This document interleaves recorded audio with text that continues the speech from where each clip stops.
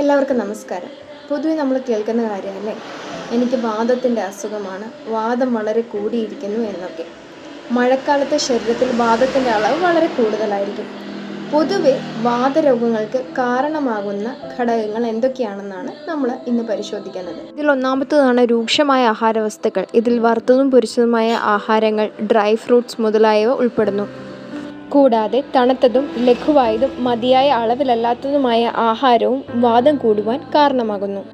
രാത്രി വൈകിയുള്ള ഉറക്കം, ദീർഘനേരം ഭക്ഷണം കഴിക്കാതെ ഇരിക്കുക, അതിയായ വ്യായാമം, ദേഷ്യം, ഭയം, പ്രകൃതിയായുള്ള വേഗങ്ങളെ പ്രേരണകളെ തടയുക, പകൽ സമയത്തെ ഉറക്കം, മർമാഘാതം തുടങ്ങിയ കാരണങ്ങൾ വാതം വർദ്ധിക്കുവാൻ കാരണമാകുന്നു.